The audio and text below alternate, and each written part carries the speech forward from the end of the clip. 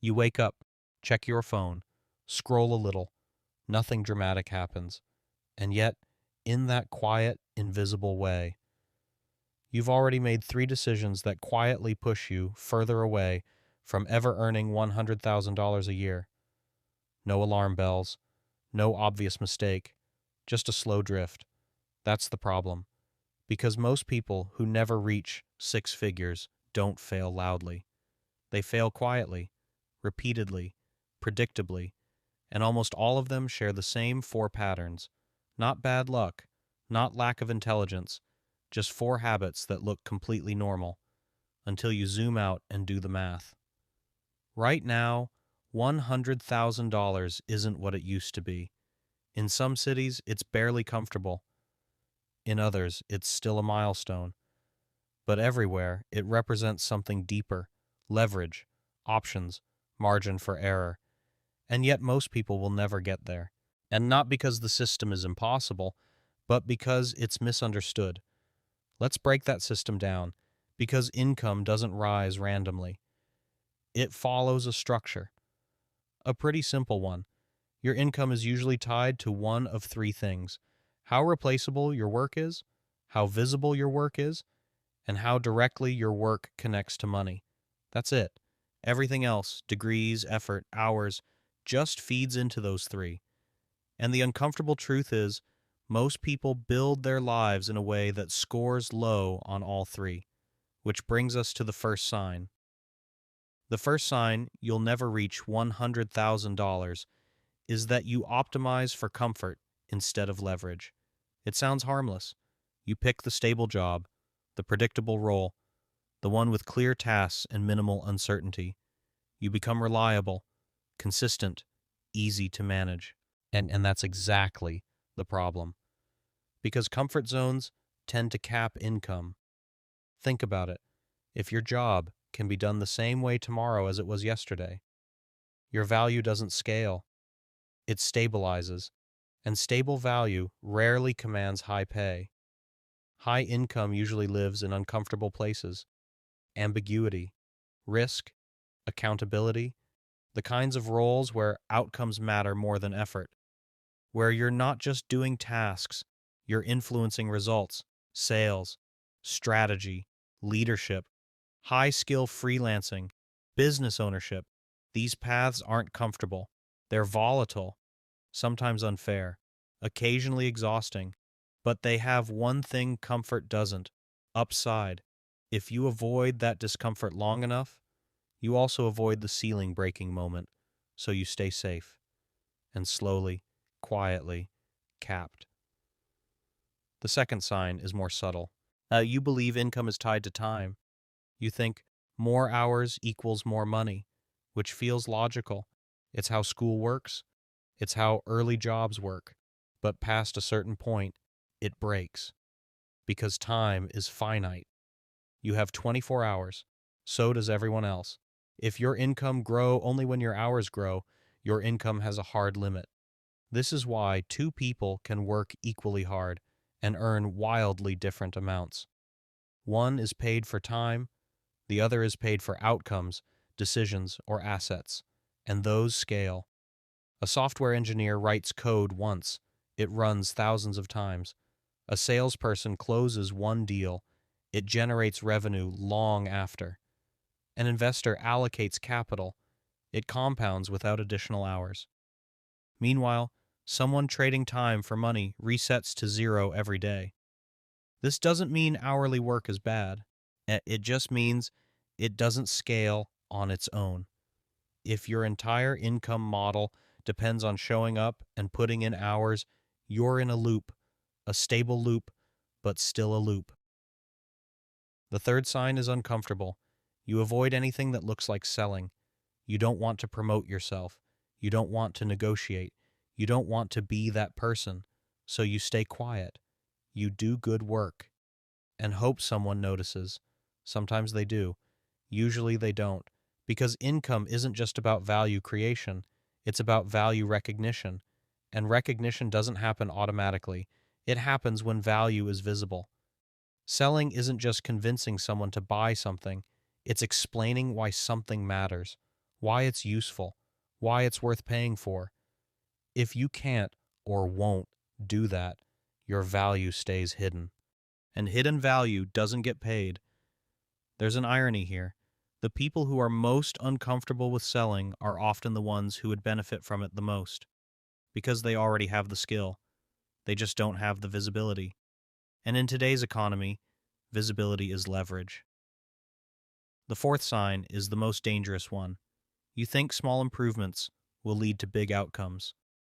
You focus on saving $5 here, cutting $10 there, optimizing tiny expenses, and it feels productive. It feels responsible. But it misses the bigger equation, because income has far more impact than micro-optimization.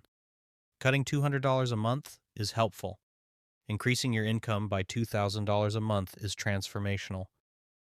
Yet most people spend years perfecting the first and avoid the second. Why?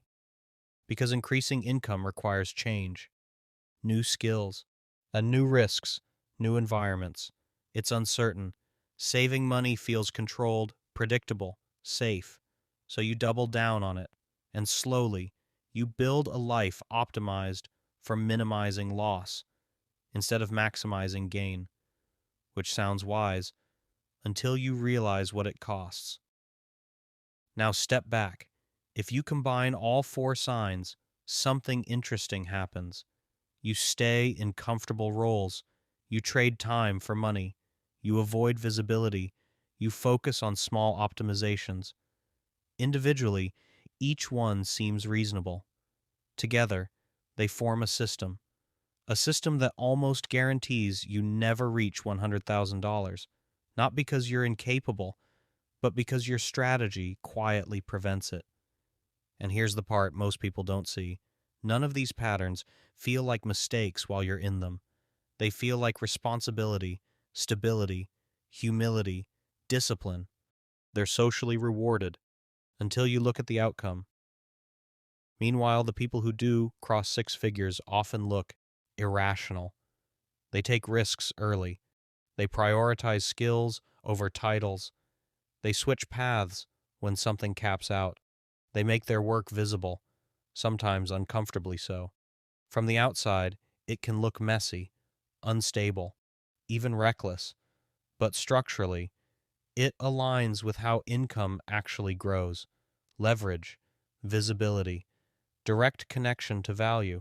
That's the difference. Not intelligence, not effort, structure. So the real question isn't whether $100,000 is achievable. It's whether your current path is designed to ever reach it. Because if the system you're operating in doesn't support that outcome, working harder inside it won't fix the problem. It just makes you more efficient at staying in the same place. And that leads to a quieter, more unsettling question. If nothing changes, where does your current path actually end? Because most people never actually ask that question. They assume the path they're on just continues, gradually improves, eventually works out. But systems don't drift upward by default. They settle. They find an equilibrium. And if your current setup is built around low leverage, low visibility, and capped upside, that equilibrium is lower than you think. There's a simple way to see it. Imagine two timelines. In the first, nothing changes. You stay in the same type of role. Maybe you get small raises, maybe a promotion or two. Your income grows, but slowly, predictably, 3%, 5%, maybe 8 on a good year. After a decade, you've improved, but not transformed. Now the second timeline. Yeah, you change just one variable. You move closer to outcomes instead of tasks, or you make your work visible, or you switch from time-based income to something that scales. At first it looks worse, more uncertainty, slower progress, maybe even a temporary step back. But then something different happens. Your income stops growing linearly and starts jumping. Not every year, not consistently, but in chunks. Because leverage doesn't pay smoothly. It pays in bursts. And those bursts are what break ceilings. This is where most people hesitate, because the transition phase feels like failure. You're no longer the most competent person in the room. You don't have guarantees. Your effort doesn't immediately translate into results. So you retreat, back to the stable loop, back to the system that feels productive, but keeps you capped. There's a quiet irony in all of this. The same traits that make someone reliable in a low-income ceiling system often hold them back in a high-income one. Following instructions, avoiding risk, waiting to be recognized. Those are strengths, just in the wrong environment, because higher income environments reward a different set of behaviors. Taking ownership without being asked. Making decisions with incomplete information. Communicating value clearly and often. It's less about doing things right and more about doing the right things where it actually matters. And then there's the part no one likes to talk about. Even if you fix all four signs, there's still no guarantee, because income isn't just a personal equation. It's also market timing, industry demand, economic cycles. You can do everything correctly and still take longer than expected. But here's the difference. Without fixing those four patterns, the odds are stacked against you from the start. With them fixed, at least you're playing a game where $100,000 is structurally possible. So the real takeaway isn't motivational. It's mechanical. If your work is replaceable, invisible, and disconnected from money, it will be priced accordingly. If your work is leveraged, visible, and tied to outcomes, it has room to grow. That's the system. Cold, unemotional, predictable. Which brings us back to where we started. Nothing dramatic has to go wrong for you to never reach $100,000. You don't need a major failure, just a series of reasonable decisions, repeated over time. That's all it takes. So here's the uncomfortable part. If you look at your current path, honestly, not optimistically, which of those four signs are already in place? And more importantly, which one are you planning to keep?